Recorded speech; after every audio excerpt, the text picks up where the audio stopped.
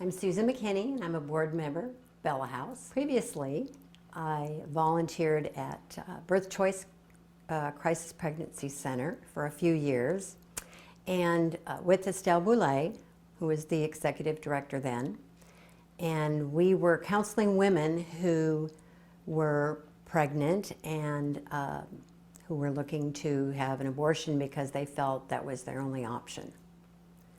So we really saw a need for these women to help them because they were either abandoned by their family or their boyfriends, and they did not want to have this baby on the streets. So we would try when we could to place them in a home, but these homes were more often than not already full. So we saw this need for a home, and so Estelle left Birth Choice to work on this ministry to open Bella House, and I followed her. As I mentioned, I volunteered at Birth Choice Crisis Pregnancy Center, and I went there because I have a passion for pregnant women in crisis, and that's because I was one of those women. 44 years ago, I had an abortion. And it was a situation where I felt I had no options. There were no crisis pregnancy centers at the time that I knew of. There were no people praying outside of abortion centers. And so I had an abortion. And it's a decision that I regret every day of my life. So that brought me there, and that brings me to the Bella House, because I feel like if I can help these women by telling my story or by just, relating to them and helping them find an option that I didn't have, that God is going to help me bring good out of that bad. Well, one of our board members, Rose Lorenz, happens to be in the business of buying and flipping houses. So she was on the lookout for us, and she happened to find this home that looked like it was going to meet our needs, and she agreed to lease it to us.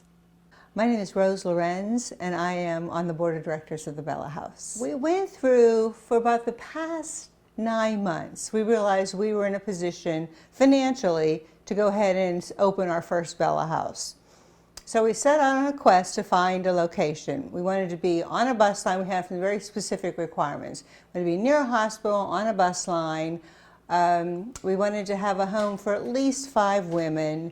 And so we started to look at rental properties here in Plano. And each time the property fell through for some reason. And as we went to backtrack to and talk to some of the property owners, we learned that this was mostly because of who we were.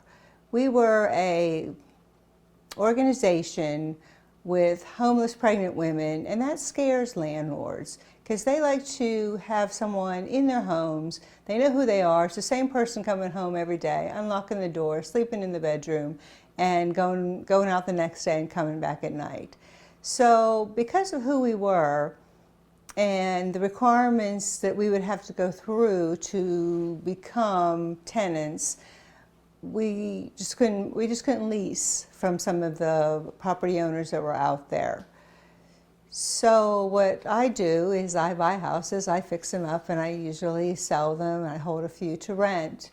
So I thought, well, I can do this. So I found a home that was in terrible shape. Terrible, terrible, terrible shape that I didn't even want to show anybody from the Bella House. But once I had it semi-fixed up, I brought them through and I asked them if they were interested. It really wasn't the exact location we were looking for, but it was the exact kind of house we were looking for. So here we are in the Bella House. Well, we have needs for volunteers, we have financial needs, we have spiritual needs, we have training needs. There's just, a plethora of ways for people to be involved. So I would say a good first start would be to look at our website, then reverse it. Like, what if you don't see something there that really, says, well, I can do this. What is it you can contribute? Is it a skill set? Is it training? Is it just prayer? that you'd like to participate in that way. So email us and let us know if you don't see it on the website how you would like to be involved.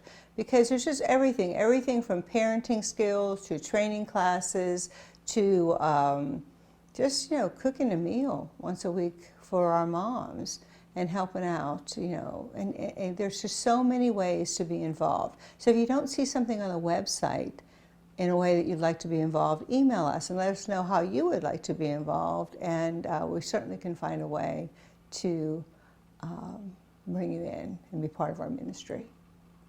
My name is Estelle Boulay. I'm the president of the board of directors for the Bella House. It really came when I recognized the need when I was working as the client service director at Birth Choice, which is a pregnancy resource center here in Dallas. And it became very apparent from some of the stories that we were hearing from the women that they had no place to go. But Birth Choice is across the street from the abortion clinics. And they would say, well, I can't have this baby and be living under a bridge. And so I have no option but to go to abort this baby. And so in talking with them and trying to find resources for them, they were very limited in the city of Dallas. There were not many beds that we could send them to that were particular to pregnant women. So we realized that was the need, and in trying to research how we might fill that need, thus came the Bella House. Well, as far as the Bella House goes, certainly adoption is an option. If the mom is not ready to be a mother for whatever reason, we would present that as an option. We would have referrals for her, like Catholic Charities, and they have an adoption center there. Just to, sometimes it's just a matter of getting the information. They may not even know what their options are or what adoption would look like. And so we would present it that way, and then giving them as many of the resources as we can so they can be successful moms. The needs right now are, we have our house pretty well set as far as furniture and things of that nature. We do need volunteers to be here with the moms to share some of their expertise. We need someone to just kind of take over the whole volunteer program. But we will have some ongoing needs, like a cupboard that has to be filled with canned goods and things like that. I would say there's plenty of room for plenty of people to bring their gifts and their talents to the house. I feel like everyone can do something. We do want to expose the women to Bible study. We want to expose them to all kinds of things, learning to cook, learning to sew, do some gardening, all kinds of things. And so people who have those particular gifts coming to share them with us and seeing the difference that it can make in a young woman's life, and not only hers, but also her preborn child. That's very, very rewarding. When you see someone coming in very anguished and not quite sure what this is all about and how this is going to work, and they kind of go through the program and they're almost ready to be independent and go on their own, it's extremely satisfying to be able to see that transition in that individual. We would like to see that where when a mom comes in, there would be a church or a church group who would sponsor that mom and her child, both financially, but more importantly, in a spiritual way, where they would be meeting, praying for that young lady, praying for whatever her needs are, maybe even getting to know her on a one-on-one basis. That would be a great way for the community to be involved in what's going on here in the Bella House, and that those individual moms would get the benefit of other people in the community, taking interest in their lives. The spiritual aspect is really in each of the things that we do. We do this as a ministry that comes from our hearts. The spiritual aspect is that, it's again part of the whole being of the person, that yes, they have some physical needs, they have some financial needs, but they also have some spiritual needs that will take them into whatever life brings them going forward. And that's not something that just stops after the baby is 6 months old. So that kind of thing of connecting with a church, being part of a community is one of the things that we want to show them how their life can change and be enhanced and enriched by those types of relationships, and that will take them in through the rest of their lives.